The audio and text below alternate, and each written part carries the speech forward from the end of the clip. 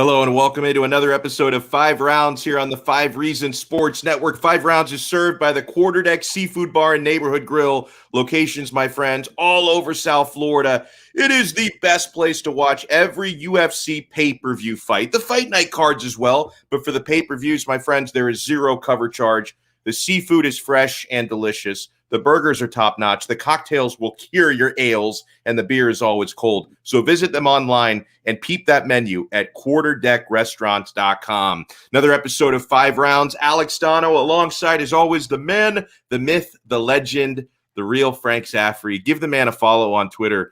Are you at least in like the 20s yet, Frank, with the Twitter followers? I don't want to get you overly excited, but I'm getting close to 30. I picked up one follower today. It was another Mercy follow from a great friend of ours, Jim Frivola, out in Vegas, running that hockey program out there.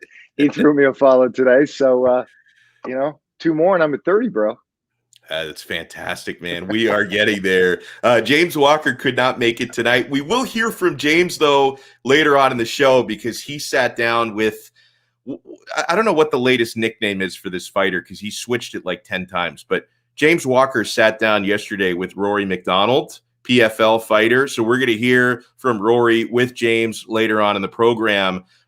Shout out and kudos to the folks at PFL. You can see I'm wearing a PFL t-shirt. I will rep them very strongly, loudly, and proudly today. So PFL, they're coming to Hollywood, Florida to the Hard Rock in August. 3 shows in August. I believe it's the 13th, the 19th, and the 27th. PFL playoffs coming to the Seminole Hard Rock. So they're going to be here 3 shows in a rapid amount of time. And the last couple of days, Frank, they hosted media days. I went down on Wednesday yesterday, or I went up really geographically from where I am to American Top Team. And James Walker went to Sanford MMA today. I couldn't make both, so I'm glad James could make the other one. And dude, Frank, I had so much fun at ATT yesterday. I had my guy Lee Sterling was asking me, hey, can you get any inside info on the fights coming up? Believe me, they're going to keep their secrets from a schlub like me. They don't want me going and blasting it out on my Twitter account. But man, Frank, I was watching our girl Kayla Harrison train, and I did get to interview Kayla Harrison, Antonio Carlos Jr., a.k.a. Shoeface, Haush Manfio I interviewed. So we're going to play those. They're about 5 to 7 minutes long each. We're going to play those throughout the show today. But the folks at PFL were gracious. American Top Team was incredible. And Frank, 2-time Olympic gold medalist in judo, Kayla Harrison. I mean, people were raving about Ronda Rousey. Kayla Harrison is better at judo than Ronda Rousey was. And I think she's going to end up being better at MMA as well. She was awesome to watch train yesterday. Didn't Ronda have like a participation medal there? I mean, I did. Yeah, like a bronze, I think. That's a loser medal. Yeah. I mean, come on, bronze. We got gold around here. Hey, you're talking. There's a reason the audience should know. There's a reason I didn't get sent to either American Top Team or Sanford MMA because the last time you trusted me with doing an interview, I almost got beat up by Henry Hooft for taking inappropriate videos of fighter prep while I was there. So, it's good that you two professionals handled that. Yeah, dude, it's crazy. Like, and they even, when we got there, the people from PFL, and huge shout out to Lauren and Tawny, awesome folks, the press, the press heads for PFL. But like, they told us straight up, like, hey, you're allowed to take still photos. You're not allowed to take videos. And so I was following that rule. But one of the other members of the press actually she was able to sweet talk the powers that be at American Top Team to allow her to take some video. I still didn't do it because I was afraid because Conan Silveira, who is gigantic and could kick my ass in 3 seconds, he was lurking around there. Mike Brown was there, although Mike, he could kick my ass, of course, but he's a real friendly dude. Conan Silveira, he's a nice guy, but he frightens me. And I did not want to violate any rules there at ATT. So I was fully compliant with the no video policy. I stuck to still photos only. Frank, we are 5 days removed now from a UFC Fight Night event in Vegas this past weekend. We did preview it on the last show with Makhachev beating Moises by 4th round rear naked choke submission. And I felt like I really talked up Islam Makhachev a ton on the episode last week. And you're going to notice I'm going to jump back and forth between multiple different pronunciations for his name because I never know for sure. Is it Makhachev or is it Makhachev? So you will hear me say both. I don't think, Frank, I oversold how good this guy is because he delivered. And you noticed in the fight, Frank, Makhachev he toyed with Moises a little bit because he kind of approached that fight a little bit like a sparring session, right? Because his corner, he had Javier Mendez from AKA, he had Khabib Nurmagomedov, who is, his teacher. Islam is his protege.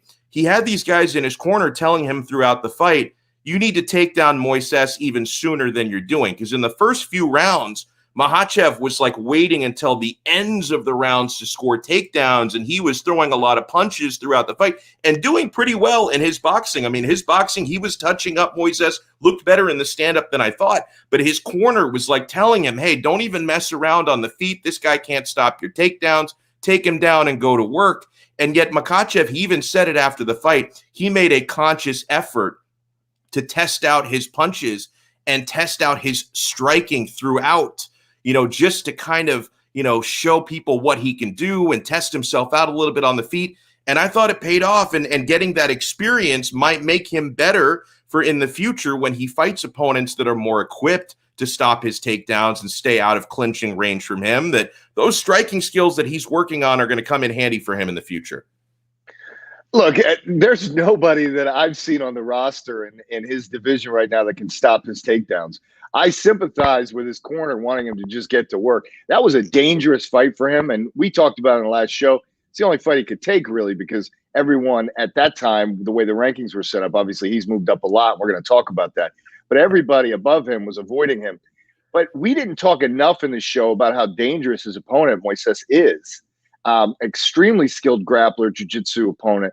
And I was most impressed by, and I'll stay away from the last name, I'll just say Islam. I was most impressed when Islam got himself in trouble. He got taken down himself, then he got his back taken for a minute, and the speed with which he was able to reverse positions on an opponent of such incredible jiu-jitsu pedigree was awesome to watch. And it proved two things to me. This Islam guy, his talent is through the roof. And number two, his cardio is insane. Usually when someone gets taken down, there's a deep breath moment, right? When you're like, okay, I got to settle in here. I got to figure out what's going on. But his cardio is so incredible. And it's what we've gotten to know from these Dagestani fighters, including his mentor, Khabib. I mean, he was just able to explode into dominant position from what looked like a really bad spot really fast. That, more than anything else that happened in that fight, told me everything I need to know about this guy. And you mentioned his mentor, who's probably the greatest lightweight of all time. I mean, Khabib Nurmagomedov was basically unbeatable. I mean, his record would show that, 29-0, unbeatable in the octagon. And, he and Makhachev have so many similarities, even beyond the fact that they're close friends and they train together.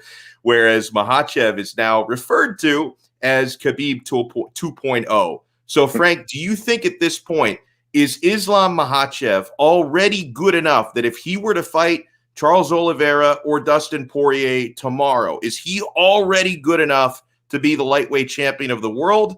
Or does he need a little more seasoning? Because he hasn't fought an opponent yet of that caliber. He's made the competition look pretty piss poor of the guys that he has faced, but he's not fought anybody as good yet as a Poirier or an Oliveira. So is he ready for that, or does he need a few more fights to work his way up? Look, Alex, he would be the betting favorite against anybody ranked above him right now. Wow. I don't think there's any question. I mean, he is more dynamic and better at what he's good at than anybody ranked above him is in their respective fields. Maybe Oliveira's length and ability to maintain range might give him a little trouble, but I see Islam just wrapping up Justin Gaethje with ease. I don't see Chandler giving him any problems. I see Chandler's hyper-violent aggression playing right into Islam's hands. And Dustin Poirier, I think, would try to be disciplined about it, but just would be outgunned by talent. I mean, I just think Islam's talent is that much better. So, he finds himself now ranked 5 in the lightweight division, poised now really to maybe one fight in the title. I think he's probably one fight away from realizing the dream of Khabib's father, which was that first Khabib would reign and then Islam would reign. And, man, what I saw Saturday night, Alex, if he gets to the belt, it's going to be wild before somebody takes it from him. I cannot wait to see, because obviously there's going to be a step up further in competition for Islam's next fight. Just the challenge will be finding someone who agrees to fight him. I mean, Paul Felder, who was on the broadcast, outlined it perfectly, that he is having the same problem that Khabib used to have before he was champion, of course, because once you're champion, people will agree to fight you. But before you're champion, if you have any say in the matter, because these fighters have managers, negotiations, they turn down opponents sometimes, or if Dana White offers them an opponent, they'll say, okay, that's good, but how about this other guy? How about I fight this other dude? Right? It's not like the PFL where you have to fight who they put in front of you. You have a little bit of a say in the UFC. And, Khabib, when he was coming up, had an awful time, finding opponents. People were ducking him left and right. Kamaru Usman, before he was champion, was having a hard time because he was so dangerous and wasn't a big enough name that guys thought, hey, this is worth it to fight somebody this good.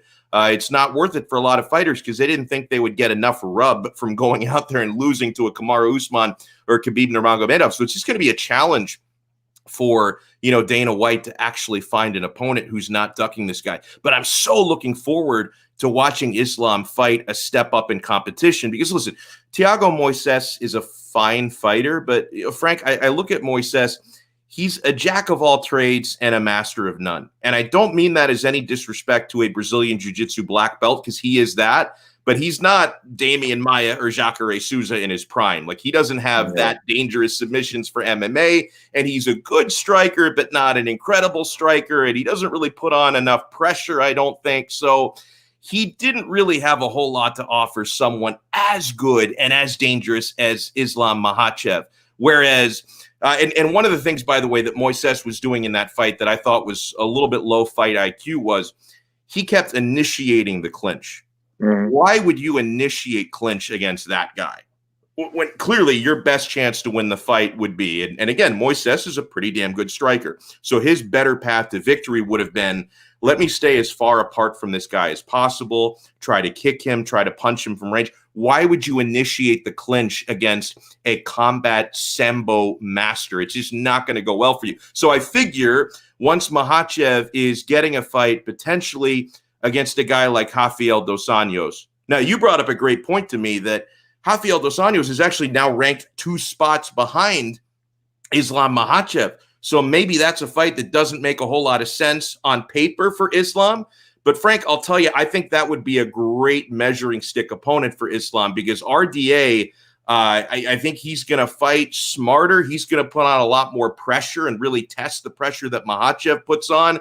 RDA has been around since the time of Moses. Like, this guy has seen everything there is to see in the octagon, so his experience could help him. I think it's a fight Makhachev wins, but I think that's the type of opponent that Islam Makhachev needs to be fighting, somebody who has more to offer than Thiago Moises, because there's a reason why Makhachev was a minus 1,000 favorite against Moises. He didn't really have a chance.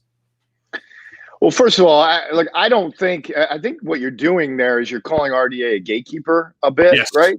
Okay. 100%. I don't think Islam needs to go through any more gates. I mean, he's in the top 5 now. He's ready to play at that level. And, I'm going to need your help for a second, because, I'm looking at the rankings now. Charles Oliveira, obviously the champion, getting set to fight Dustin Poirier. Justin Gaethje, obviously we can get into it later, but being baited by Michael Chandler. It's pretty obvious that Michael Chandler's a little desperate to try to get into the title hunt again. Yeah. But, Justin Gaethje, in my opinion, can just sit and wait. I mean, really, I thought he got left out of a fight he should have been in. Coming up short against Khabib and then getting passed over by Michael Chandler for the first title shot for the title fight with Charles Oliveira. So I see Gaethje being able to wait. I see Chandler as his next fight for Islam. Chandler coming off a loss, both of them, the winner gets next, however you want to order that. And the thing I need your help on is Beneil Dariush. I don't know, sitting at number 3, I'm not sure how I play that in to this whole thing. And I think that would be another great test for Islam Makhachev, because I look at Beneil Dariush as a better, slightly younger version of RDA. Like, I think that, again, that would be And at Right. number 3, you couldn't even really call him a gatekeeper. This is a really highly ranked guy, but I think that Beneil Dariush's style, this is another fighter that puts on a ton of pressure, very experienced. I think he would be another really good test for Islam Makhachev. So I wouldn't mind seeing that one either. But between the two, and the reason I was asking for help is I can't remember what Dariush has done recently off the top of my head.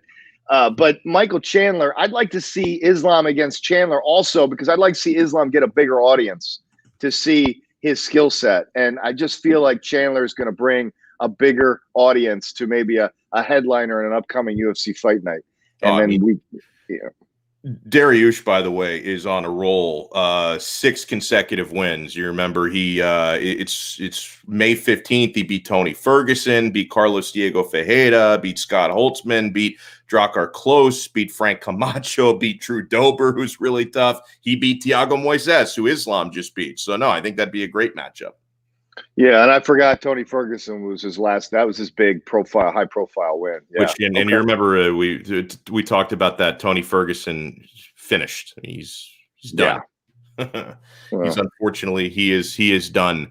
Hey, so in a few minutes, we're going to hear from Kayla Harrison. I had a chance to sit down with her, but let's stay on the women's MMA tip, Frank, because. Okay. I feel so confident in saying this, that the UFC is a better place with Miesha Tate in it. She returned from almost 5 years away from the octagon. And it was an interesting fight because it was the long-awaited Miesha Tate return from retirement. And it was the retirement fight for Marion Renault, who left her gloves in the center of the octagon after Miesha TKO'd her in the 3rd round. And I just thought that it was an impressive performance from Miesha Tate. And in that women's bantamweight division, I mean, not only did she look really good, I think her time away from the octagon, and, her time away was mostly for personal reasons. I mean, she was 5 years ago, she was getting out of a bad relationship. She didn't really know what direction she wanted her life to go into. Since that time, she's had two children, which I know can change people's perspectives on life. And she just decided, you know what? I miss this. I want to be back in the octagon. And she seemed to have an awesome time, because I watched a bunch of interviews both before and after the fight with Miesha Tate. And she didn't realize how much she missed fight week and fight day. Like, she thought, I never imagined I could have so much fun doing media, going out there and fighting. And we saw the usual wrestling skills, Frank, from Miesha, who that's always been her bread and butter, are the takedowns. But I thought her striking also looked better than it did historically. So clearly she's been working on her hands over these past 4.5 years. I thought this was one of her better performances. And in that women's bantamweight division, because not only does she look really good, but she's also such a big name, she's probably just one more victory away from being Amanda Nunes's next victim, because obviously nobody's beating her. But you would figure Miesha Tate, maybe she gets matched up with Holly Holm next, who she's already beaten. They could do that rematch. And if Miesha Tate wins that fight again, she's probably right back in a title fight after that. Yeah, she would be. I think Holly Holm is like ranked 2nd right now in that division. So, yeah, a win over Holly would probably set her up. Look, Miesha, on the positive side, I agree with you. Miesha did not look like she had the kind of rust and the kind of hesitancy that you would expect to see from someone who's been out of there for as long as she has been. I was pleasantly surprised by that. I noticed that her attitude and her excitement to be there, both pre and post fight, it was really fun to watch. And she's a fan favorite for a reason. I mean, if she's on a card, you want to watch it. Yep. She's a great personality. She's a great person, and she's a great fighter. Okay, on the negative side, there's no evolution in her style whatsoever. I mean, she's the same Miesha Tate. You didn't think her hands look better? No, I think you're sugarcoating that. I think she looked like the same Miesha Tate who fought a 96-year-old person who was ritiring after the fight. I'm exaggerating, but she fought an elder statesman. 44 years old, I think. Yeah, 44-year-old. Yeah, she's no pushover, but come on. So they fed her something relatively easy in the division, and she looked good doing it. So good for her. But she's the same Miesha Tate. So where's this party going? She could probably beat Holly Holm again, but then what? I mean, Amanda Nunes could disfigure her. I mean, I don't want to see her fight Amanda Nunes. I mean, seriously, she could end up hospitalized after that fight, because Amanda Nunes is getting exponentially better all the time. She's never left the game. She's a cyborg. They're reprogramming her all the time. I feel like her training is more like the Matrix. They just put something in her and then they just start, feeding her more moves and more violent, techniques. So, Miesha, please, maybe one more fight and then get out of there. Get a broadcast job. She'd be great at that. She was great in the post-fight interview. It's like, but you're describing a problem that every female fighter at 135 and 145 pounds would have fighting Amanda Nunes. Like, she disfigures everybody. So it's like, I mean, should everybody just retire because there's no point in being in either of those divisions because Amanda's so good? You know what? I'm being chauvinist too because, Miesha's a pretty lady. I don't want to see her get all busted up, and I know it's going to happen. I just don't want to see it happen. It makes me sad. Miesha, please stop. One more and get out of there. Come back, go 2-0 and get out of there. I was having a conversation earlier today, completely unrelated to the fight game, but I was talking Olympics with somebody, and I barely care about the Olympics if I'm being honest. But didn't they get canceled? I mean, isn't it about? Did it? I don't know. No, I'm being funny. But somebody proposed to me that Simone Biles, the gymnast, is the most dominant athlete in any sport. That she's just so unparalleled. And, I brought up, well, maybe, and I'm not a huge Formula One guy. My dad is into it, so sometimes I'll catch some races here and there. But Lewis Hamilton seems to be pretty unparalleled right now in that sport. But can't you also throw Amanda Nunes in that discussion? Because, nobody in the MMA women's divisions are even close to her. Like, I thought Cyborg was, and then she fought Cyborg and kicked her ass. So it's like, what else is there? Like, she's head and shoulders to me the best fighter, of that gender. Like, to me, there's nothing even close. Yeah, I don't know how you go about doing that math. I mean, do you start being just ridiculously dominant in your own sport, and then you start to compare them to other sports? I mean, I don't know how you make Amanda better than, say, a tennis player, a female tennis player, or a female basketball player. I don't know how you do that math, but she's definitely a premier female athlete at the very top of the list, however you want to make that list, and a terrifying opponent. And you're right. At this point, who would want to go in there with her? I mean, how big does that check have to be? How many men would avoid that fight in that division?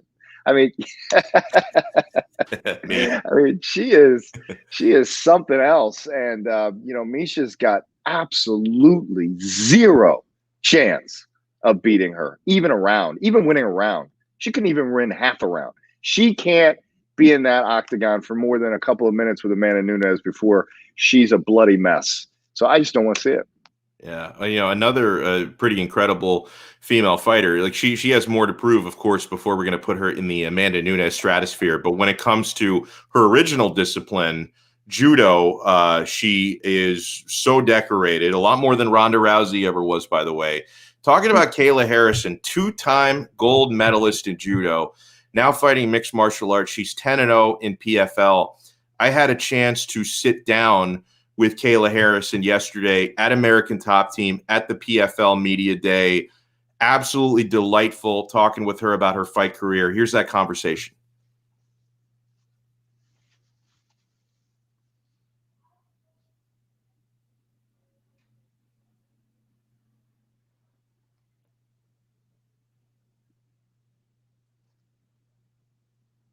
Is it just me who doesn't hear anything? Yeah, me too. I don't hear anything. I don't know if the volume's on. Great job, Manny. We'll fix it. It was working. It was working in the pre-show. We did a little dress rehearsal on that. We did. All right. Well, we're back. Okay. I promise you. Everything Kayla Harrison had to say was incredible. If we can get the audio working on that, we'll bring it to you. Want to get into a couple of things in the meantime. We are going to be joined for sure at 7:00 by our pal, former professional fighter JP Reese, who's going to join us at 7, and possibly in about 10 minutes, we're going to be joined by Dean Thomas, coach of the Stars. Now, the issue with Dean, Frank, is why we're playing it by ear was he might be in the car at that time. Now, when we used to be doing terrestrial radio, that wasn't a big deal. You just get on the phone and talk to us. But now that we have this big production and we do streaming video, This may be a little bit harder to pull off. I don't want the guy to be streaming while driving. So we're going to see where Dean Thomas is a little bit later. Coming into to what we have coming up this weekend, Frank, I do want to get into this UFC Fight Night, which is a great card, top to bottom, a 6-fight main card.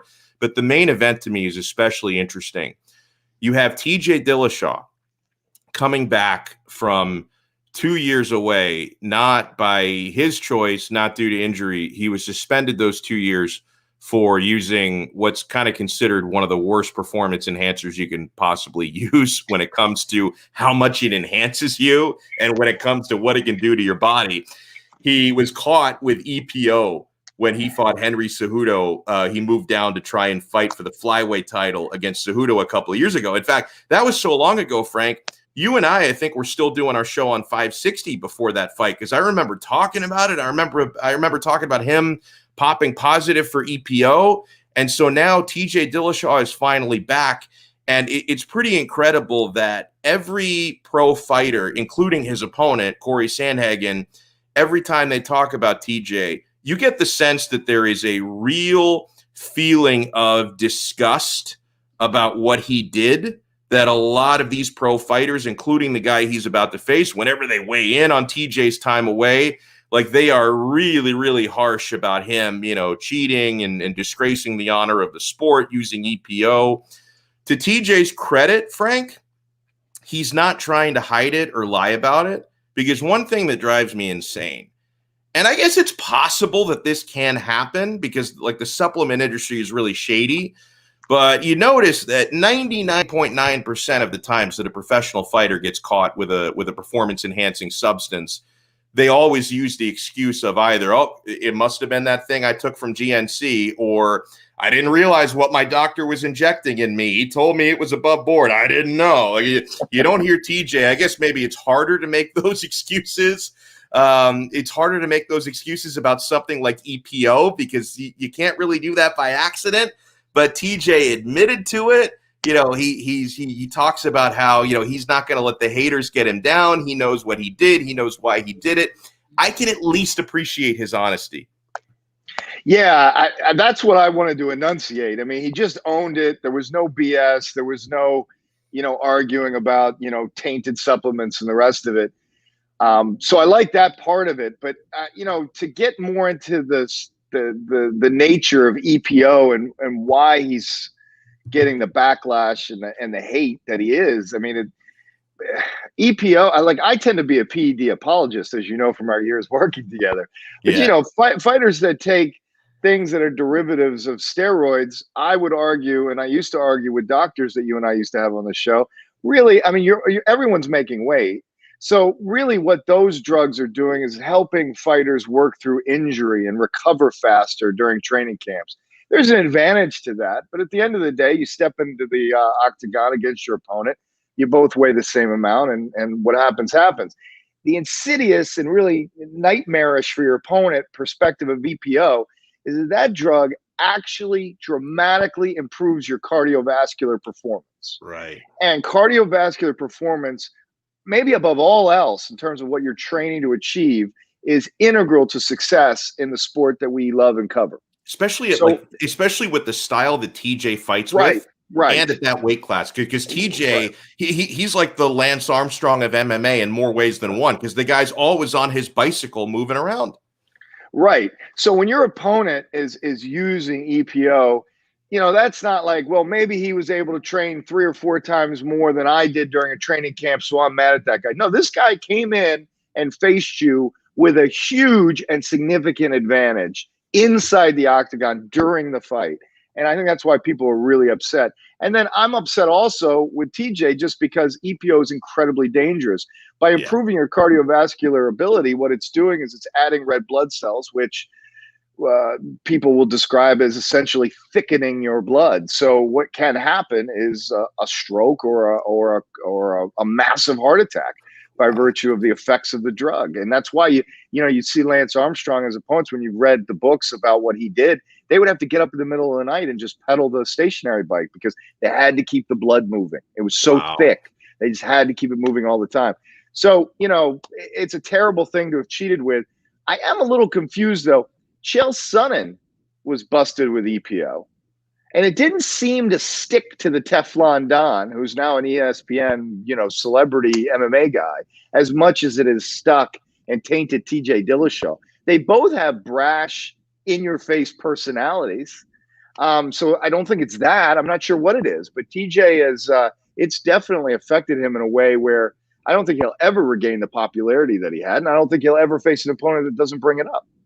Yeah. And honestly, like, and I hope that the opponents who bring it up are all clean themselves, because it'd be a real shady thing to do, to be a cheater just because you haven't been caught. You're calling out another cheater who did get caught. So, I mean, I have every reason to believe that Corey Sandhagen is a clean fighter. And if so, he has every right to call TJ out. Andy Romero writes in the comments, it's TJ's fault, and he accepted the fight, talking about the one with Cejudo, but he had no business trying to make 125. He was an actual skeleton on the scale.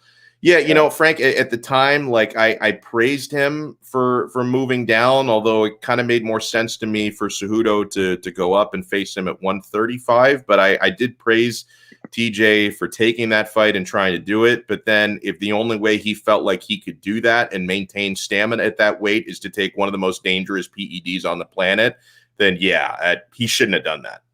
But don't you think EPO probably had to be a part of his diet before that fight? Are we really going to believe that was the first time and it was because he had to cut a lot of weight? It's fair. No. Fair. No.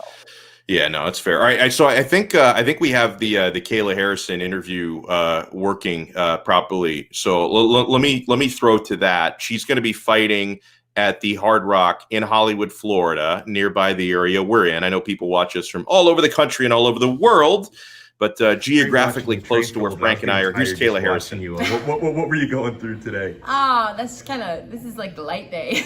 Wednesday. Great. That heavy day, I'd be sweating just watching you. No, so usually we do like two workouts on Monday, sparring and a drill session on Tuesday, one workout on Wednesday, then 2 and 2 on Thursday, Friday, and 1 on Saturday. So Wednesday's kind of like just a grappling, just drilling, a little bit of live, nothing too intense, but just staying sharp, getting the reps in. Now, how does let's say like a hard day of MMA training, how does that compare to like the hardest days of judo training when you were specializing in that? I mean, I would say they're pretty similar. I think that in judo, I would go to exhaustion a little bit more, just because I think it's safer. If you go to exhaustion in MMA, like you might get knocked out in sparring. Like if your hands come down and you get clipped, like that's CTE, that's dangerous.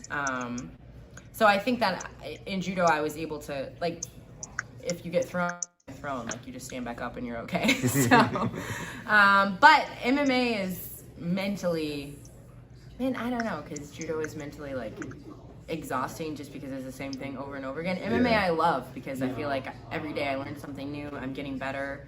I'm pushing myself.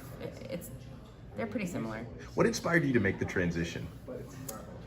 I just felt like I knew I was done with judo. I was burnt out. I was burnt out before the 2016 Olympics. I knew I was going to retire no matter what happened. But I didn't feel like I was done athletically. I still felt like I had some gas in the tank. And I saw all the success that Ronda was having. I saw, there was a real opportunity for women to come in here and make a name and make a living and do great things. I saw the platform, how big it is, how popular it's becoming, how much it's growing. And I didn't want to live with what ifs. I didn't want to be 45 saying, man, what if I had done that? What if I had tried it? So I started training, and about a month after I started training, I went to my first sparring session, and the first time I got punched in the face, that was it. I was like, no, I'm doing this. I will be a fighter. And it's good. You're 10-0 now, and do you still feel like, because I mean, obviously 10 fights, it's a lot, but it's maybe also not that much. Like, do you still feel like you're learning and getting better with every fight? Yeah, absolutely. I think that we're just scratching the surface of my potential. Every day I'm getting better, and I think that what's happening now is that I'm getting comfortable. I'm getting confident. I'm starting to believe in myself, believe in my striking, believe in my training. Whereas before I was kind of like faking it till I made it. Like, I'm like, I believe it, but I'm going to go for the takedown right away. Like, now I know that I can stand toe to toe with anyone in the world. Is there anything specific maybe about the striking game that you felt like took you kind of the longest to feel comfortable with? I think just relaxing, just like it's hard for someone like me who's a perfectionist to get hit and not feel like I'm losing the fight. Like I was always like, if I would get hit in sparring, I would freak out and like go 100 like balls to the wall. And whereas I realize now, like, it's okay, like you're gonna get that back. Patience, take your time, pick your shots, hit, not get hit. Just relaxing and being able, by relaxing, having a lot more success. How have you enjoyed your time at PFL so far? Because it really is, like, I've been an MMA fan for years, and I think the uniqueness of it and the format and the seasons, I think it's very refreshing. What's it like being a part of that? Absolutely. I love the sport formula for MMA. I think that this is the future of MMA. I think, obviously, the promotions kind of have a boxing feel that they have their history in boxing where it's, you pick and choose and the pound for pound list is made up and all these things. But I think that a sport-based tournament where it's, you have a regular season, a playoffs, and a championship, and every year there's a new championship, just like the MLB, just like the NFL, just like the NBA. I think that's the future. It puts the destiny in the fighter's hands and takes out all of the politics and he said and she's prettier and this and that. And I think it's if you want MMA to be considered a serious sport, a real sport, this is the kind of thing you have to do. That's well said. Tell me about your fight coming up with Jenna Fabian. What are you expecting?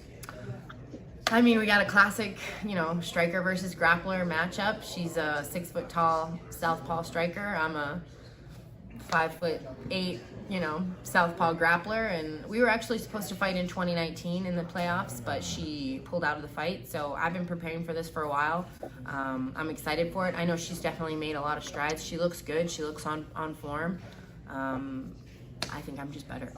Yeah, and I would agree with that. And I'm not just saying that because you're the one sitting in front of me. Thanks. And by the way, of course, with your amazing Olympic background, are you looking forward to? I mean, hopefully, knock on wood, the Olympics go as scheduled. Yeah. Is that something you're still really into? You're going to be watching all of it? Yeah, for sure. I actually got offered to commentate for the judo portion, but just because the fight is August 19th, I wasn't able to make it happen. But I am a huge fan of the Olympics. I have been since I was 6 years old and the 96 games were in Atlanta. Nice. My team, one of my very good friends, Angie Delgado, is going to be competing in judo at the 52 kilo category, so everybody cheer her on. Yeah, I'm excited to watch. I think it'll be interesting games, but it's going to be interesting just for me personally because I'm going to be sitting on the couch instead of, in the village. It's going to be a different feel, right? Yeah, for sure. As far as, the fight coming up in August, is it nice to be able to fight close to home and not have to do the whole traveling thing, the flights and the hotels? I'm pretty jacked up about it, not going to lie. I'm pretty excited. There's just, I never fought in the regional scene. I didn't do amateur fights, so I've kind of always been traveling, doing this, doing that, and I'm excited to fight just in my backyard. ATT's right here. Hopefully all of my teammates better show up or I'm gonna whoop their asses. No, but it'll be good. I'm excited for it. As far as I know you focus on the fights. There are a lot of stories being written about your contract situation and your future. Mm-hmm. Is it ever hard to compartmentalize that stuff and not think about those things and just focus on the fighting? Of course, there's always, I think about those things. I think about, my future, my legacy, what I want to do, where am I going to go, what's going to happen. I think that's just human nature. Like, it's inevitable. I think about it, but I just try and remember I have a job to do. And the better I do my job, the higher dollar amount I'm going to have next to my paycheck.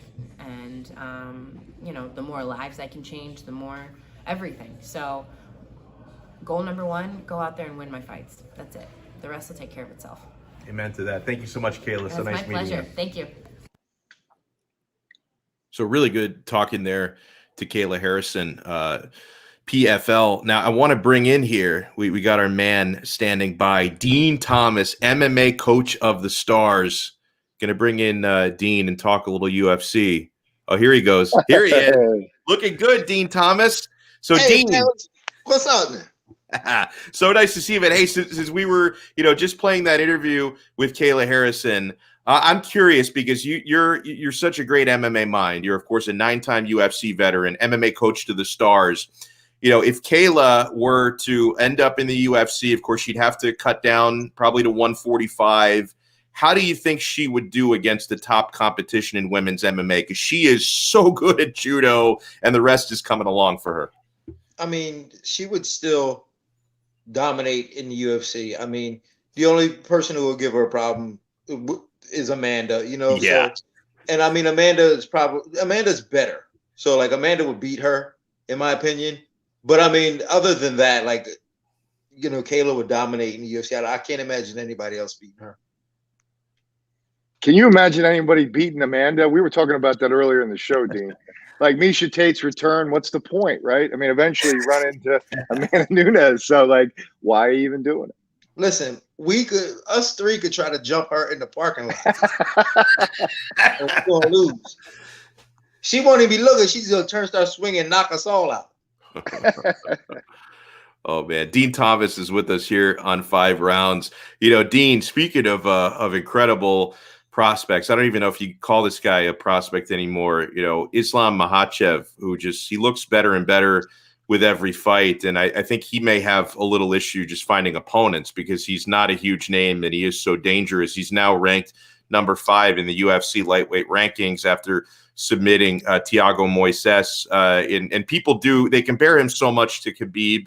You know, they're friends. They're both Dagestani. They fight similarly, so that's going to happen. Do you think Makhachev could be as good or close to as good as his mentor? Yeah, I mean, that's the talk that everybody's saying. Like, if you look at his record, he's been pretty dominant. You know, his only loss is, you know, he got clipped by Adriano Martins early on in his career. I mean, that could have happened to anybody. But other than that, he's been dominant. I mean, he's on pace to being, you know, the next best thing. But I don't think he's going to have a hard time finding too many opponents, because now that he's ranked number 5, I think more people will be more willing to fight him. And that's really what it is. Like, fighters aren't scared to fight other guys, really. They just need to make sure that the prize is worth it. You know, they don't want to fight him when he's ranked number 15. They want to make sure he's ranked higher so that it really does something for them. So I think there's guys that will fight him. They probably don't want to, but they will. But you know, time will tell on the potential this kid has. Dean, when you're handling fighters, so you just mentioned Islam now jumps up to 5. So before, he's chasing everybody, trying to get a fight, begging everybody to fight him. But say he's your fighter, and then all of a sudden he's 5. Now are you telling him, no, we're holding out for one of the top 4 guys and that's it? Or does he take a fight against a lower-ranked guy like Alex was arguing earlier in the show? Fight RDA, fight something, get a little more experience before you get into that, you know, top tier competition. No, I mean, the thing is, he's going to have to, because like all those other guys seem to be tied up. So I don't think he can fight higher. And you know, he called it, like, the thing is, like, when you call your shot, this is what happened with Wonder Boy and Woodley. When Woodley fought Robbie Lawler, Woodley was supposed to lose. Wonder Boy was like, oh, can't wait to fight Robbie. Can't wait to fight Robbie. Can't wait to fight Robbie. Turns around, Robbie got knocked out. And Woodley was like, I thought you wanted to fight Robbie. So same thing goes for Islam. Like, he's calling all these guys out, but now he's ranked higher. Hey, you still got to fight those guys. You called them out. So like, if you want to fight, you got to fight. Right. Yeah, speaking of Wonder Boy, you brought him up there. So a couple of weeks ago at UFC 264, he lost to Gilbert Burns. I thought Gilbert had a really good game plan, and he did what he had to do to win the fight. And yet he gets criticized by Dana White and by a bunch of fans. They thought the fight was boring. As a coach, you can speak on this, because Dean, from my perspective, I think when you're going up against a guy who has such a complex fighting style like Wonder Boy, if I'm Gilbert Burns, I'm not thinking about fireworks. I'm just thinking about winning. Like, I don't care if I'm getting booed. I don't care if the fans are bored. I just want to get my hand raised, because that's the type of opponent. If I make a mistake, he's going to capitalize on it. So I had no problem with the way that Gilbert Burns performed in that fight. Listen, you can't tell me one guy that's looked good against Wonder Boy. No one has looked. I mean, even Pettis was losing that fight until he won. You know, Woodley got fight of the night that first time, but the second time it was the first time it was fight of the night, but the second time it was the worst fight in history, is what they were saying. So like, no one has ever looked good against Wonder Boy. So you got to start looking at the common denominator here. The common denominator is Wonder Boy, not the other guys. Wonder Boy is the reason why guys fight boring, because he's so good at what he does. you can't allow him to do that. So you have to fight him in a way that doesn't really make for a fan-friendly fight. So, Wonder Boy is a great fighter, and I'm not saying that's not what I'm saying. I'm saying that he's just so hard to fight that you can't fight him for entertainment's sake. Right. Yeah, I want to get your take on a fight. I do think it's going to be really entertaining this weekend. TJ Dillashaw makes his return from a 2-year PED suspension, taking on a guy I love to watch in Corey Sandhagen, who is really long. I mean, he's very tall. I think he's like 5'11", which is freakishly tall for 135. He uses his length very well. He's coming off of 2 highlight reel knockout wins. Now, it's kind of hard for me to handicap this fight to an exact science because TJ's been away for so long.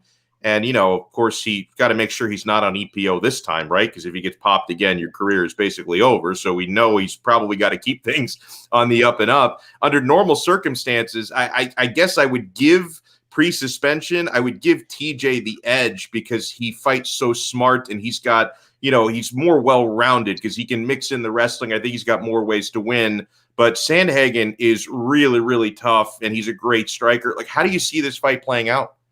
It's difficult, but like you said, like the sample size of TJ's performances is so small because he hasn't been fighting in a while, so we don't know how he's going to look.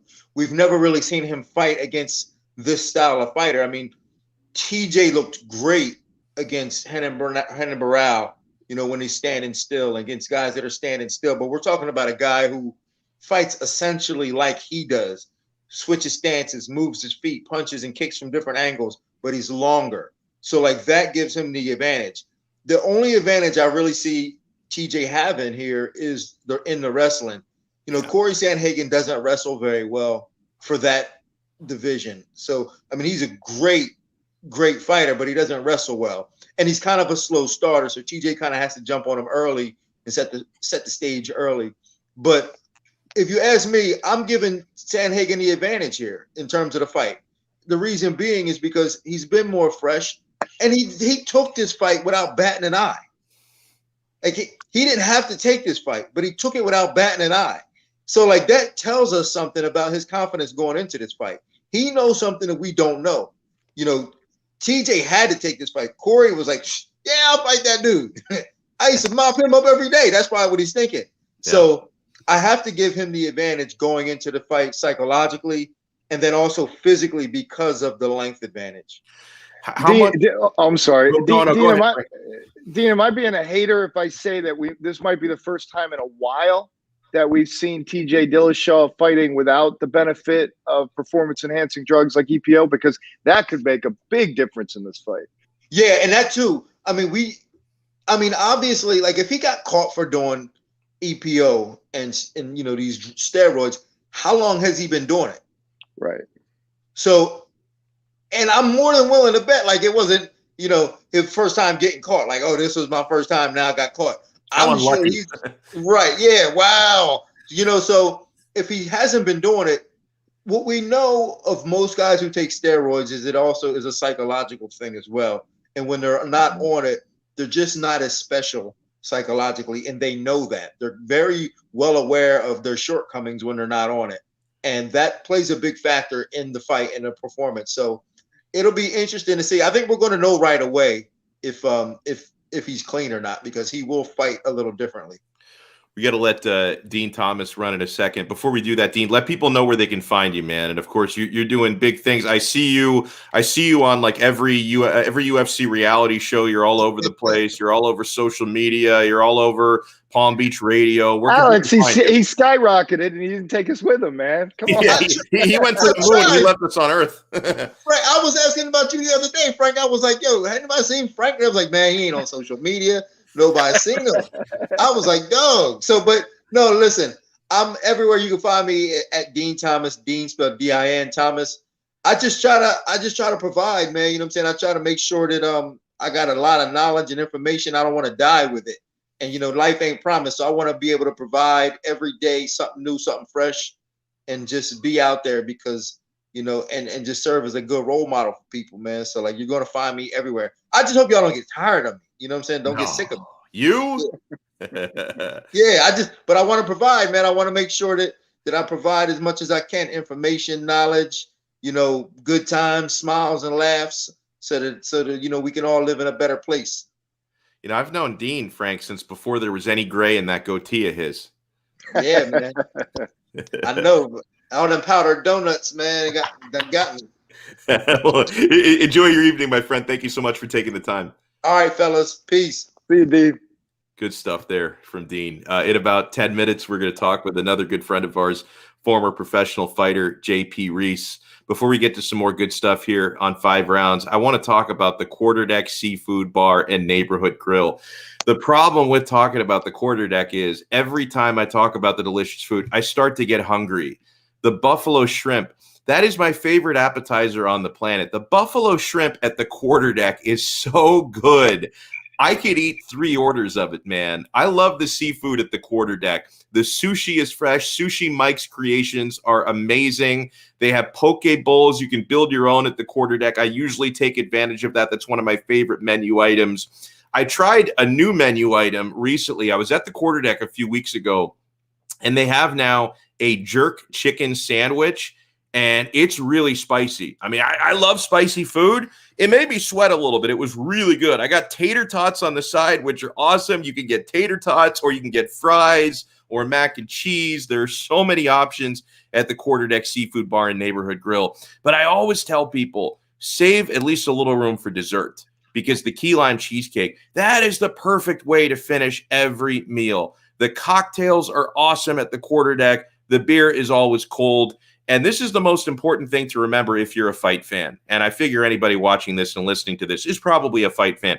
They have every UFC pay-per-view fight at the Quarterdeck for 0 cover charge. You pay nothing at the door to watch these big UFC fights. And of course, it's not just the pay-per-views. There's a fight night card. Roll in there, watch it at the Quarterdeck. But for the pay-per-view events, no cover charge. You want to check them out on the web. If you want to peep their menu, if you want to find the location nearest to you, visit them at quarterdeckrestaurants.com. The Quarterdeck, come for the food, stay for the fun.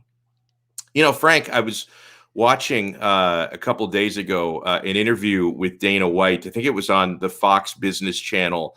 And they were talking to him about the fact that throughout the pandemic, the UFC was really the first domestic sports league to come back and start putting on events again, right? I mean, very early on, they were putting on shows in Jacksonville, then they went over to Fight Island, and then they opened up the Apex Training Center. They were doing events, and really for a couple of months there, Frank, if you wanted to watch live sports, your only options were you could wake up at 6 a.m. and watch Korean baseball on ESPN2, or you could watch these UFC Fight Night events. And I thought Dana actually made a fair point. He said during the pandemic, the UFC created more fans. And I think he's right, because I do know a few people that, that either were not fans whatsoever, or they were kind of casuals, and then they became hardcores during the pandemic because they didn't have any competition. I mean, normally that time of year, you're going up against when the UFC got back, you'd be going up against like playoff NBA basketball. You'd be going up against Major League Baseball and some other things. Like, they were basically running unopposed in the sports landscape. And I think they made more fans because of that. I think you're right. I think the proof is in the numbers. But I was concerned initially when they started going back in ahead of everyone else, even though the sport really sets itself up to do that, right? It's not like a basketball game or a football game or something where you have all these moves. I mean, it's 2 fighters, some corner guys. If you eliminate the audience, the ref, the judges, you really can bubble that up and make that safe. And they proved that they could do it and do it successfully. But I was concerned because the COVIDian pitchforkers on social media were, of course, chanting that the UFC was putting people's lives in danger and all that. And I thought, a sport that has fought so hard for so many years to prove itself as an actual sport and not what some politicians have said over the years, human cockfighting, et cetera. So, then you have it like, oh, now we don't care about COVID and, like we don't care about people dying and that sort of thing, was alarming or concerning to me as a fan. But I think you're right. I mean, I could see it. I could see it in the bars. Fans were sports starved, people that would have never considered watching it had to turn it on because it was the only thing live and real that they could watch. And by the way, Alex, bet on, because gambling is something people love to do. And in the absence of sport, you had the absence of the greatest hobby in America today. You had the absence of gambling. So, that people got involved in it. And when you get involved with something and you bring gambling along with it, you know what you have to do? You have to learn a lot about it. You have to really invest. And that investment brings loyalty. And, people stick around for it. So, yeah, I think he's right. Frank, as an avid gambler, I can remember just how tough it was to find any action before even the UFC came back, okay?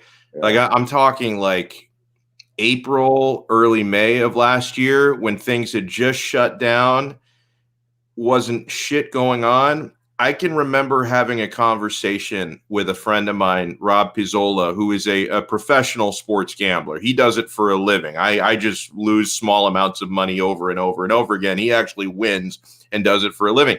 And I can remember talking to him probably late April of last year and saying, like, Rob, you're a professional sports bettor. Like, what are you doing? There's nothing going on. And then he started to give me these detailed breakdowns of a push-up competition that was coming up and how he had studied hours of tape on one of the push-up. I think it was actually, there wasn't even multiple people. It was one guy trying to break a record. Like, it was one guy who was trying to break like the all-time push-up record. And then how many did he get? I don't remember, but he broke the record, and like Rob correctly predicted, the over-under of it. So like he actually won money. I didn't have the balls to actually, and you know what? I probably couldn't even find like a place to bet on that because he's a member of like 50 sports books. So he found odds for it somewhere. So like it got so bad for sports bettors there for a while that I knew people that were betting on push-up competitions is how bad that thing got. Hey, in a few minutes, we're going to be joined by JP Reese. I want to get into it with you, Frank, a little bit. We were talking with Dean about the TJ Dillashaw, Corey Sandhagen fight. Sandhagen, he's one of my favorites to watch. I mean, he basically killed Frankie Edgar in his last fight. 28 seconds, hit him with one of the most brutal jumping knees you've ever seen. And Edgar, like a lot of times you'll see a guy get knocked out and they gracefully fall to the floor. Edgar was unconscious the second Sandhagen's knee hit him in the face, okay? Yeah. In the fight prior to that, Sandhagen gave a nap to Marlon Moraes with a spinning back kick. Like, this guy, not only is he dangerous, Corey Sandhagen looks like he enjoys violence more than a normal human being should. So but he doesn't actually look like that, right? He's a little deceptive that way, at least in my opinion. And Marlon Moraes and Frankie Edgar, two of the toughest people in the division. So starching both of them is super impressive. You can say what you want to about old man Edgar. It's not like he takes dirt naps that often. He's usually pretty tough to go 3 full rounds or 5 full rounds, whatever it is.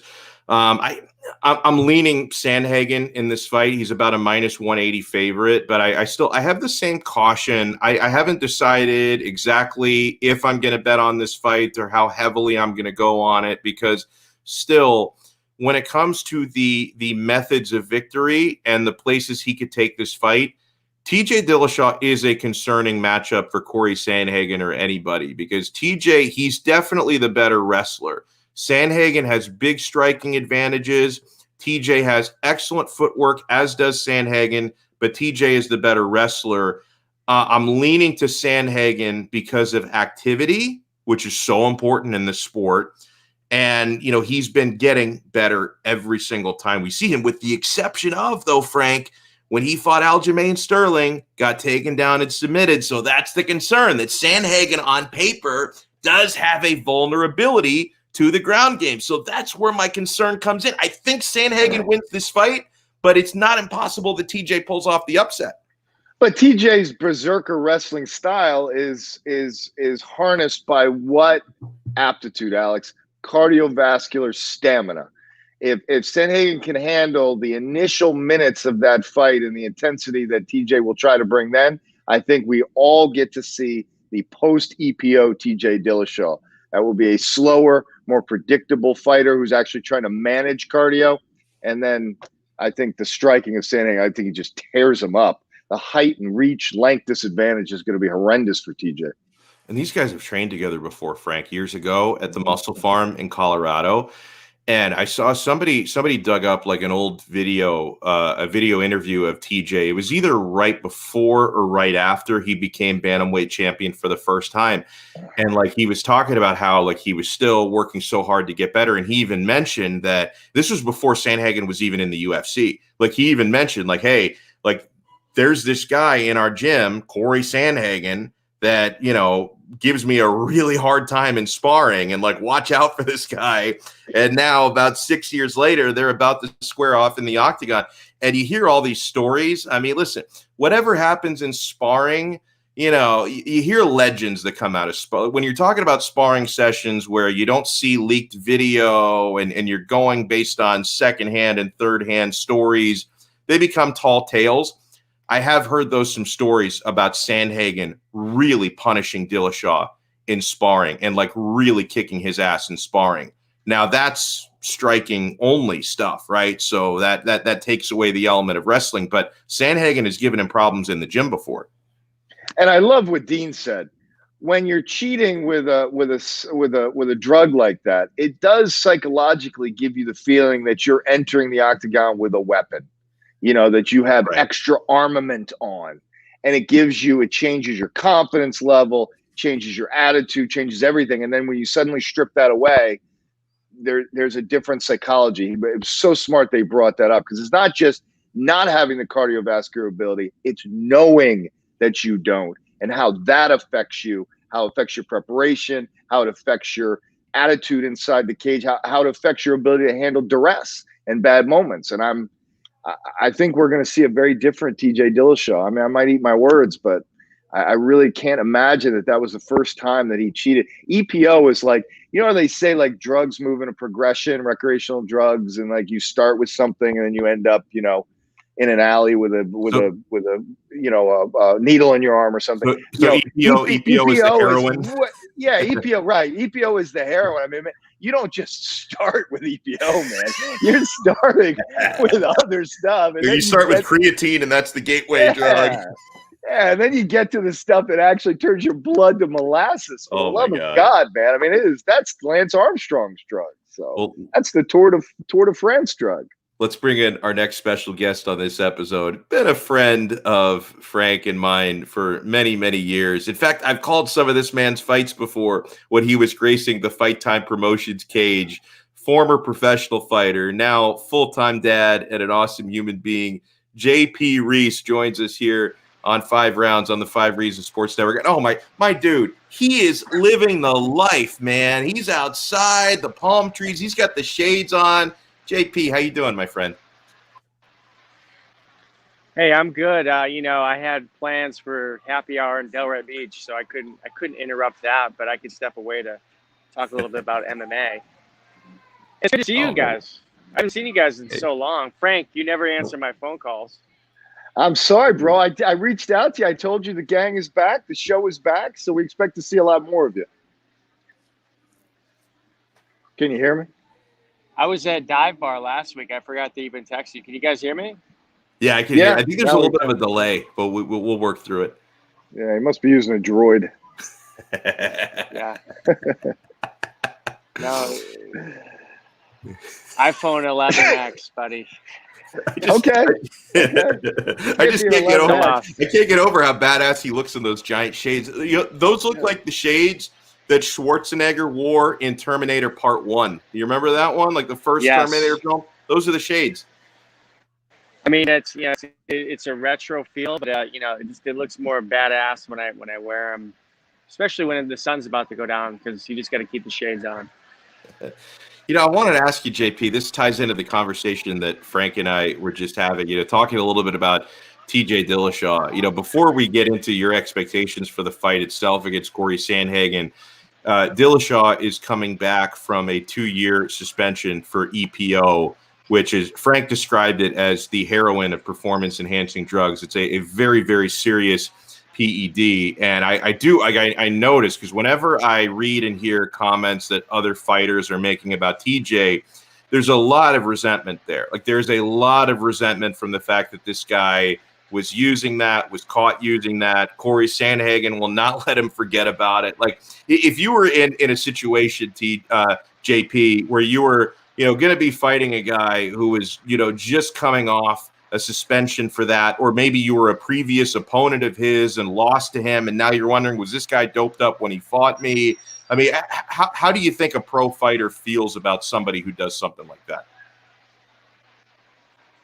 Well, I've been in situations, as crazy as this sounds, where I've been picked up by the promotions people, and they tried to convince me that I need to go take an injection of steroids because my opponent was into steroids. So that's it's not anything I really concern myself with. I think guys, when they actually step into the cage, they're not really too concerned too much about what the other guy's been doing. It's more about what you've been doing. So that's where your focus is. I really was surprised that TJ Dillashaw was, labeled a cheater and that he actually got busted for this stuff. But I still feel like he has that wrestler mentality where maybe he can move past that and he can still have a good performance in this upcoming fight. I still consider him the favorite. I think he wins this fight. But yeah, I have to say I'm very disappointed that a wrestler would go out of his way to put himself in a situation where he's cheating and he's labeled a cheater for the rest of his career. Like, that'll never change. JP, I was talking earlier that the problem with EPO is that it really legitimately gives you an advantage fight night. You could argue that, if he was taking some other kind of steroid, maybe it helped him get through some injury in camp or something like that. But EPO, that changes your whole cardiovascular stamina level. I mean, and really substantially based on what Lance Armstrong revealed, et cetera. So that's why I kind of think that it's like the pinnacle of cheating in some respects. And you brought up wrestling. Wrestling is all about cardiovascular stamina. And, so for him to do that, does this change? Are we going to see a different kind of fighter? I mean, he might be a guy that's going to be a little bit more balls to the wall at the beginning of the fight because maybe he has some kind of self-doubt that I'm not aware of, that, maybe he thinks he's going to fade later in the fight. So he's going to come out. He's impressed us many times with some of his performances. So he's going to have to put some nice combinations together in this fight and really dust up this guy, Cody. That's kind of on the outside looking in what I might expect. So, and I think TJ's still got a lot of talent. He's young still. I think he's going to win this fight. That's just how I feel. I hate to say it. You guys know more than anybody, like, I can't stand these cheaters. Yeah. And cheating in MMA, that's the ultimate no-no in my book. And to elaborate on that, it's got to be because in this sport, unlike something like track and field, if you cheat in MMA, this is a sport where it's causing you to potentially hit somebody harder and inflict, permanent damage on someone. Like, it's one thing to cheat, if you're running 40 yards, but it's another thing when you're actually smashing people in the face. I mean, it's a deadly sport. I was actually researching one of my teammates that's getting ready for a fight, and I looked up the guy he might fight, and the guy actually killed somebody in the ring. So it's a real thing that actually happens. That doesn't happen very often, but before fights even start, all pro fighters get that lecture of, this is a life or death sport in some cases, and just seconds of delaying the doctor to get into the cage could cost somebody their life. So, that's an element that, from on the outside looking in, I know these fights are on ESPN now, but the truth is it's a very, very dangerous sport, and it's not for the unprepared.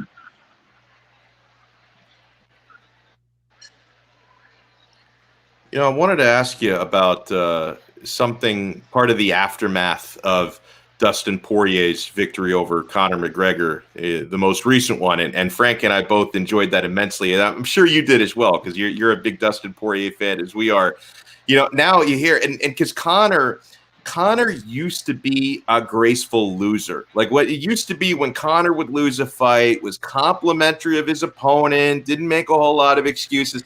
That's really changed. And I don't know, it's probably because Conor realizes you can't afford to lose too many more fights before people stop caring about you.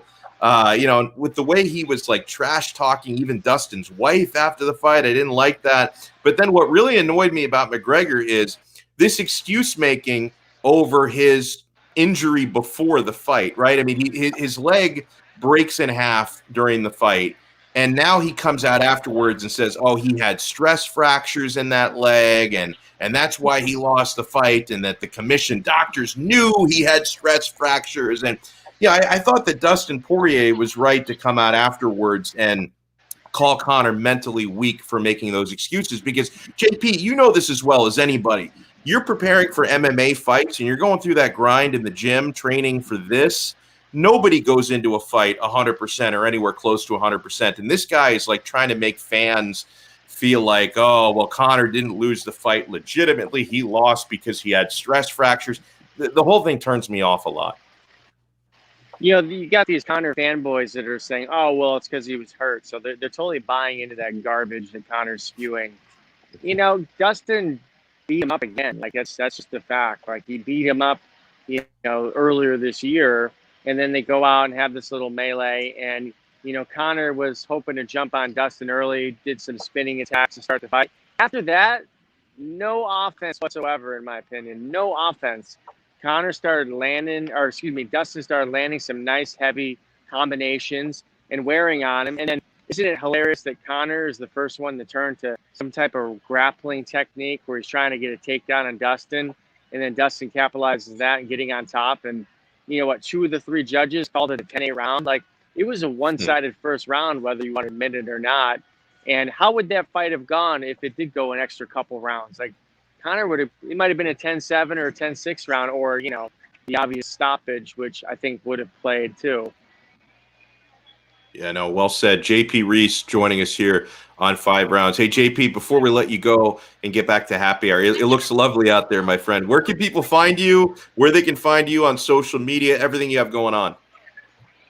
Oh, it's I'm still coaching wrestling, so American Heritage is looking prime for next year. We're past this COVID stuff, so I'm looking forward to that stuff.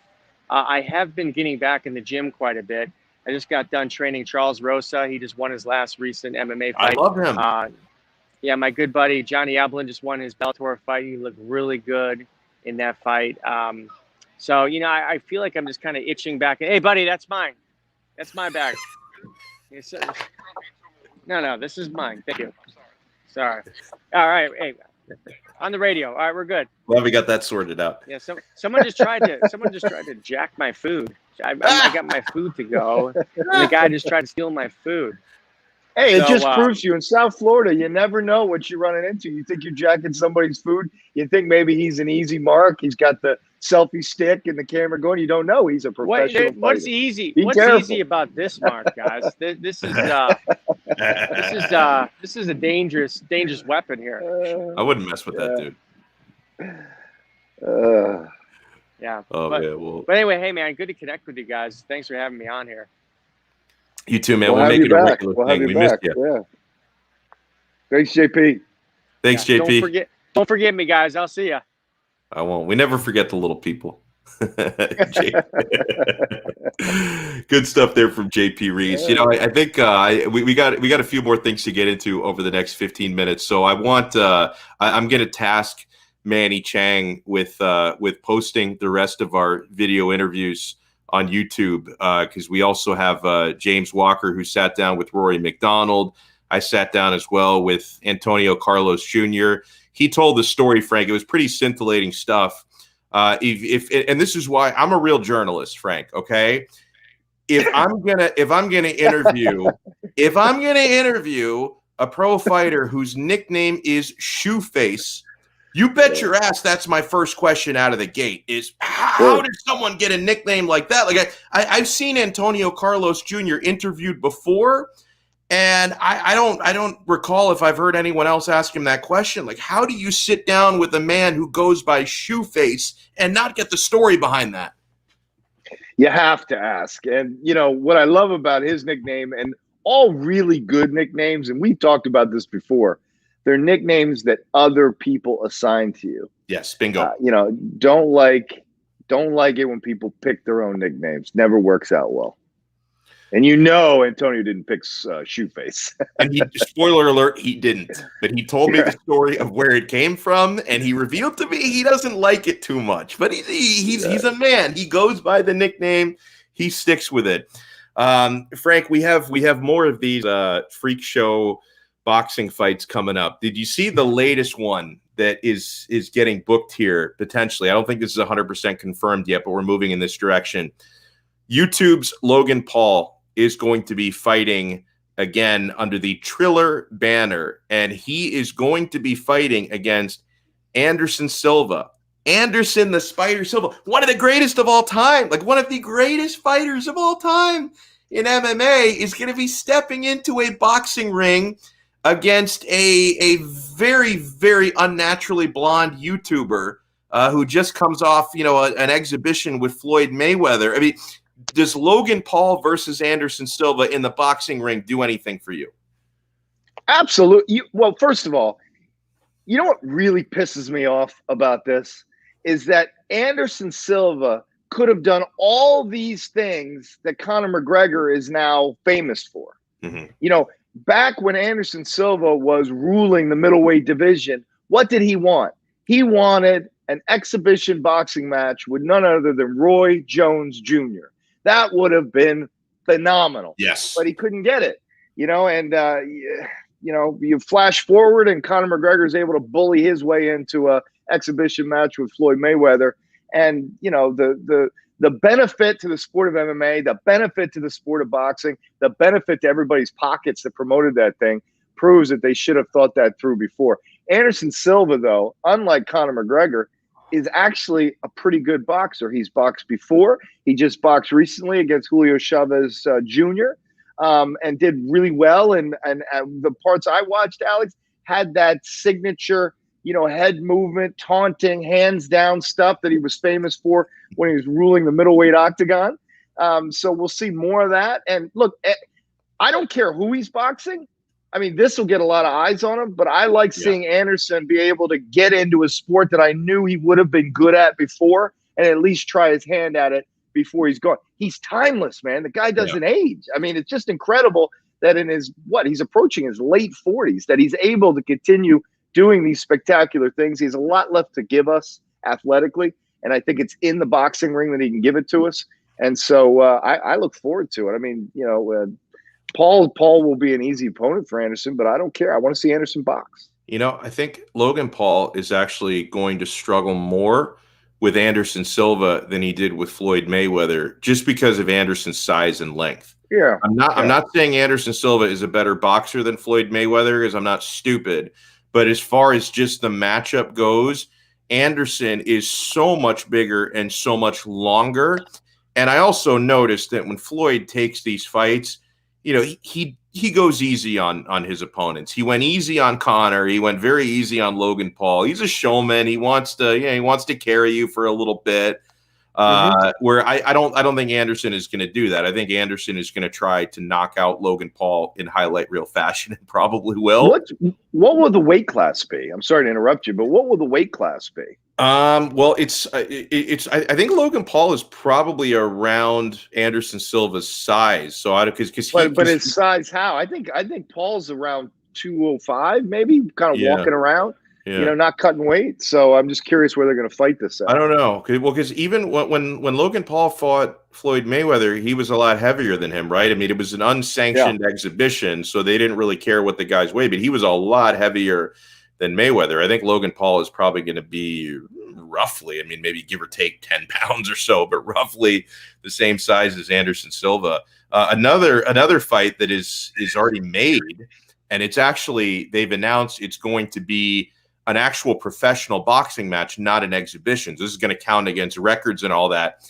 Our guy, Mr. Steroid Island, Vitor Belfort, is going to fight Oscar De La Hoya.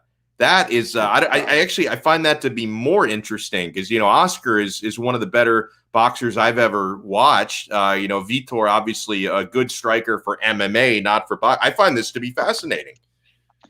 I do too. And, in this matchup, okay, you have an Oscar De La Hoya, you have at the highest level of boxing acumen kind of like a Floyd Mayweather in terms of the skill and understanding of the sport that he has. And then you have Vitor, who was famous for his kind of blitzkrieg punching style, which has absolutely nothing to do with the sweet science of boxing, and everything to do with an application of striking in MMA. So it'll be interesting to see if Vitor is actually learning boxing or if he's going to come in with that Brazilian MMA blitzkrieg style and maybe just get dropped right away. I don't know, but I'll be intrigued to see it too. And Vitor's another one that just, these Brazilians seem to have 9 lives when it comes to sports. So, he seems to be going on. How old is Vitor now? He has to be approaching my age. He's definitely in his 40s. He's no question. No question he's in his 40s. But by the way, before we get into a tweet that I made yesterday that had people yelling at me from the top of their lungs, did you see there was a little verbal social media spat? You're not on social media much, so maybe you didn't see it. But Gilbert Burns called out Nate Diaz. He asked Nate on social media to fight him. And Nate Diaz said he would rather fight the guy who knocked out both Gilbert Burns and George Masvidal, which is Kamaru Usman. So you got to love Nate Diaz. He gets called out by one of the better welterweights on planet Earth because Gilbert Burns, I rate him. He is very good. He calls out Nate Diaz, and Gilbert Burns is a much higher ranked fighter right now than Nate Diaz. And Diaz comes back and says, "No, I'm not fighting you. I want to fight the champ. I want to fight Kamaru Usman." That is from the Diaz brothers playbook, and I absolutely love it. And let's not forget, Nick is coming back in September to fight Robbie Lawler. So the Diaz brothers show. I am here for it. Yeah, man. Gilbert Burns, smart move, right? He knows he's gonna have to sit around and wait for another crack at Kamaru Usman, so why not get a big payday? But he should have known better than to try to get the fight the way he did. I mean, he walked right into Nate Diaz's trap there. I mean, Nate Diaz, he probably had to Google who Gilbert Burns was, right, when he saw the call out. So Gilbert Burns, phenomenal fighter, but let's be serious, right? Casual MMA fans are just getting to know him. No way the Diaz's, either one of them, give a crap about this guy. So no, that fight's not going to happen. So, Frank, yesterday I was at American Top Team, the main gym in Coconut Creek. Again, huge shout out, not only to ATT for opening their doors to some media members, because they don't do that all the time. I mean, it's a private gym. They have the pro fighters that train there. It's not usually open to the public, so they let us in their doors. And they allowed us to take some photographs and look around and watch some training. And so near like the lobby area, in the lobby of ATT, they have this gigantic trophy case with all of the gold title belts that their fighters have won over the years in the UFC, the championship belt, Bellator. They have all these gold belts, and they're in one big trophy case. And then off to the side, in a trophy case all its own, displayed in all its splendor, they have the infamous BMF title that was awarded to ATT's Jorge Masvidal for beating by cut stoppage, mind you, because the Diaz brothers don't really lose. They just get cut or they run out of time. But George Masvidal earned the BMF title for beating Nate Diaz. And so I took a photo of it and I tweeted out that, to me, that is the most prestigious championship. You can see the tweet here. As far as I'm concerned, this is the most prestigious title in combat sports. Hashtag BMF. And I tagged game bred fighter George Masvidal. And the tweet was getting some traction, Frank. Masvidal actually retweeted it. His manager, Malky Kawa, who has a lot of Twitter followers as well, retweeted it as well. And what do you think happened to my mentions? And I'm still getting them like 36 hours later. Dude, people are outraged. Oh, they're bringing up the fact that, Masvidal got slept against Kamaru Usman, got knocked out cold, but the belt wasn't up for grabs. It's a fake title. I love the fact that people take me so seriously and so literally that I'm getting trash talked by people from all over the world. I'm getting trash talked by Russians. I'm getting trash talked by Slovenians and Croatians and Americans. They're all going after me, Frank. Are you going to defend me or are you going to attack me like all these Twitter critics? I'm going to defend you. And we talked about this a couple of shows ago. The BMF, we need a BMF class of fighters. Look, the Nate Diaz call out of George Masvidal, maybe one of the top call-outs that has ever happened in the UFC, because Nate Diaz, you can say what you want about him, but the self-awareness to know that that's the guy I want to fight because he acts and represents the sport of fighting the way I do. I mean, it was a clash of coasts. It was a clash of tough cities. It was a clash of similar style. Masvidal fighting in backyards in South Miami.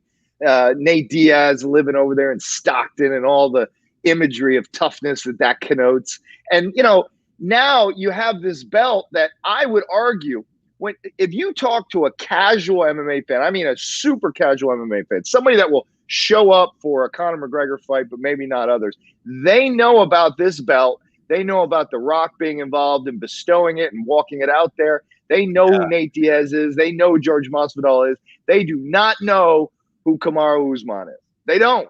They do not know who Adesanya is. They just don't. They know who these guys are because it speaks to our most primitive enjoyment of combat sports. And we talked about it, we need to add some more people to this roster. And I think the recently leg-shattered Conor McGregor is a great addition. Nick and Nate Diaz, obviously. Masvidal. And there are others out there. Robbie Lawler is going to be one of these guys who they just want to fight. And they really don't care about winning the belt anymore, Never really did, maybe you could argue in some examples, thinking about the two Diazes. I mean, it's just about fighting and proving who's tougher, and that's it. And it's a cool thing.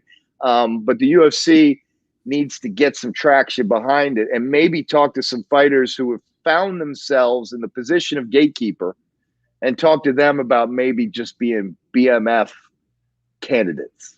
It's like I don't care that much about title belts. Maybe I just get jaded, Frank, because the UFC, they create all these interim titles, which I think devalues the real titles. It's like, okay, Francis Ngannou is the baddest heavyweight on the planet, and he's also the champion, so that works. Good for him. He deserves it. But then they're going to make a Fugazi interim championship for no reason whatsoever. When Derek Lewis and Ciryl Gane fight, it's like, why do you have to create a title belt? It's stupid. So if people think I'm devaluing title belts because I tweeted out my admiration for the BMF title, you don't realize the UFC is devaluing title belts when they create interim championships, and then sometimes they actually unify the title, sometimes they don't, sometimes like our guy Colby Covington, you just get kind of hung out to dry in purgatory anyway when you have an interim title. And it's like, I don't know, to me it's like there are guys I enjoy watching and I respect fighters based on their performances, based on who they beat, and I don't necessarily need to see them wearing a title belt to legitimize that. And if you want to know whether titles are the end-all be-all, let's not forget Dustin Poirier. Dustin Poirier could have fought for the vacant lightweight title a couple of months ago. He chose instead to fight Conor McGregor. That wasn't a title fight. Yet he decided, he had his choice. He could have fought Charles Oliveira for the vacant title, a fight that ended up going to Michael Chandler because Dustin turned it down. So Dustin could have fought for this prestigious belt, but he decided, no, I'd rather fight against the guy with the bigger name who's going to make me more money. So, okay, you tell me then, are title belts the end-all be-all? No, they're not. And unfortunately, the way the UFC is polluting that with the interim belt scene, it's becoming a little bit, just a little bit like boxing, where you have too many belts floating around and too many titles floating around, and then people just don't really know who's got a belt at any given moment. So you're absolutely right about that. But there's something that just appeals to me about the two men that have represented the BMF battle so far. And I think it would be fun for us over the next couple of weeks to add some more names to the roster and start really promoting this. I think we might be able to drive. I think would be a good one. Yeah, I mean, there's fun names that we could throw in that fighters that really bring it, but don't really have themselves in a trajectory where they're going to get to another title shot. And I think those are the guys that we want to recruit into our new division.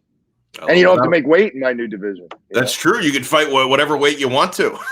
Who gives a crap? Yeah, man. Don't even step on a scale. Who cares?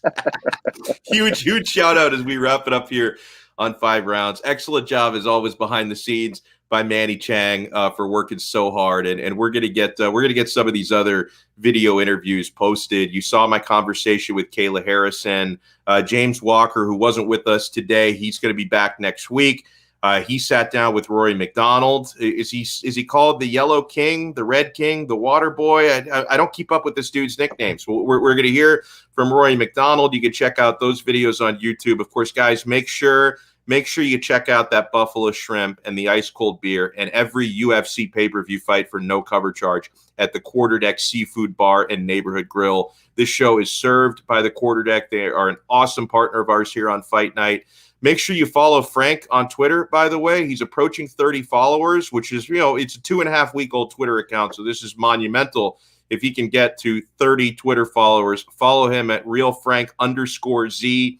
Follow me at Alex Donno, Donno spelled Donno. Follow James at James Walker NFL. We will talk to you guys again next week on another episode of 5 Rounds here on the 5 Reasons Sports Network. Peace. Peace.